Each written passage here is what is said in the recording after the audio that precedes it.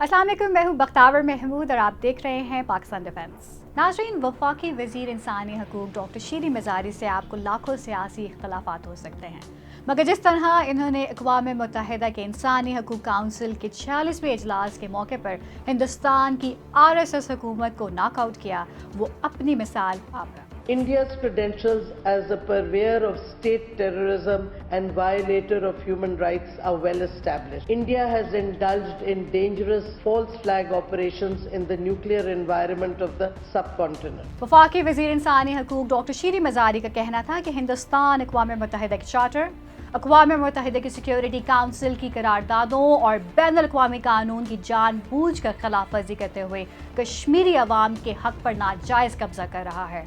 Doctor शीरी मज़ारी का कहना था कि गुज़िश्ता साल मैंने इस ऐवान में कश्मीरी अवाम की दरख्वास्त पेश की थी।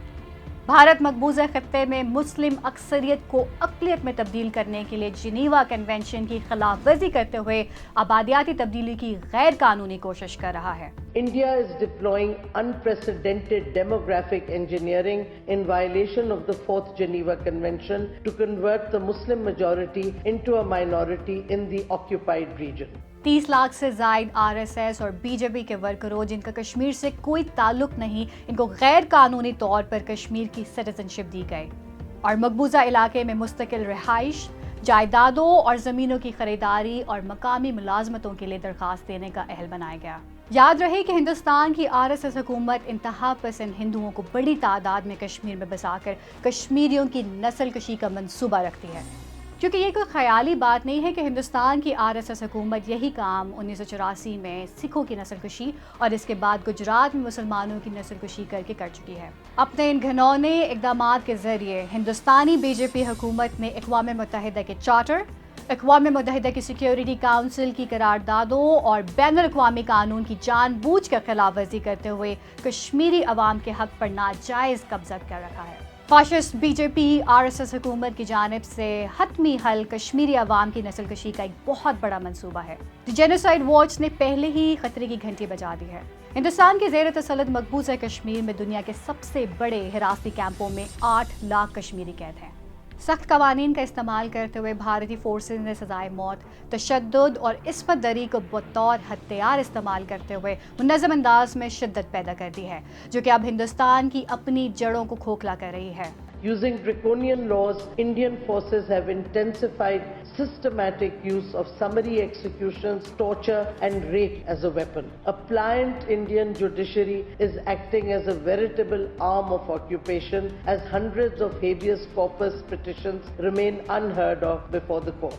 आसिया अंदराबी, शबीर अहमद शाह, यासीन मलिक, मुसर्रत आलम भट्ट जैसे सैकड़ों कश्मीरी रहनुमा और आसिफ सुल्तान जैसे सहाफ़ी गैर कानूनी तौर पर कैद हैं।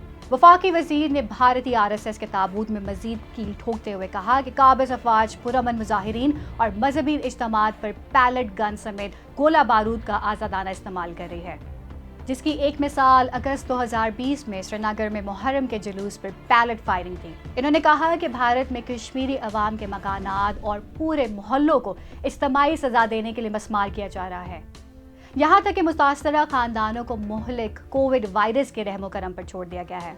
India has exploited the pandemic to accelerate the pace of its colonization project in occupied Jammu and Kashmir. भारतीय फौजी मकामी मीडिया की आवाज़ को दबाने और सहाफ़ियों को हरासा करने जैसे हथकंडे इस्तेमाल कर रहे हैं। इंसानी हकूक़ के मुहाफ़िज़ों के ख़िलाफ़ इंतकामी हमले किए जा रहे हैं, यहाँ तक कि आलमी सतह पर सेहत की हंगामी सूरत हाल के बावजूद पाबंदियों को कम नहीं किया गया, जिसकी वजह से कश्मीरी अवाम की जिंदगियाँ, ज़रिया माश, सेहत और तालीम के बुनियादी हकूक़ पामाल हो रहे हैं। 1991 में कनान और पोशपुरा देहात में कश्मीरी ख़वातीन के साथ इज्तिमाई इस्मत दरी समेत मकबूजा इलाके में वसी पैमाने पर इंसानी हकूक़ की खिलाफ वर्जियों पर अब तक किसी भी भारतीय फ़ौजी के खिलाफ कानूनी कार्रवाई नहीं की गई। Hundreds of Indian Army personnel raided the villages of Kunan and Poshpura under the pretext of coordinated search operations. Witness accounts testify to them gang raping and beating almost 100 girls and women.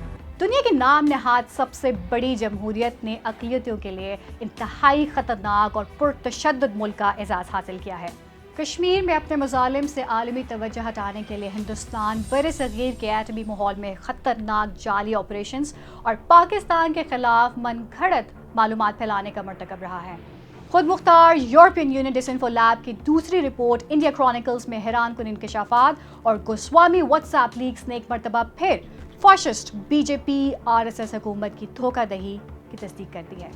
گزشتہ سال UN special procedures نے مقبوضہ جموں کشمیر میں صورتحال کو بیان کیا اور عالمی برادری سے نریندر مودی کے خلاف قدم اٹھانے کی اپیل کی۔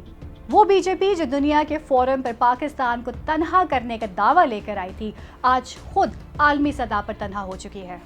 ہندوستان کے اپنے خطے میں تقریباً تمام ممالک سے تعلقات کشیدہ ہو چکے ہیں، جبکہ نریندر مودی کی پالیسیاں مسلسل ہندوستان کے لیے جنگ آسائی کا باعث بن رہی ہے۔ اقوام متحدہ کے انسانی حقوق کونسل کے 46ویں اجلاس میں ڈاکٹر شیریں مزاری کا یہ خطاب ہندوستانی RSS کے منہ پر وہ تھپڑ ہے جس کی جلن انتہا پسندوں کو کئی سال محسوس ہوتی رہے گی۔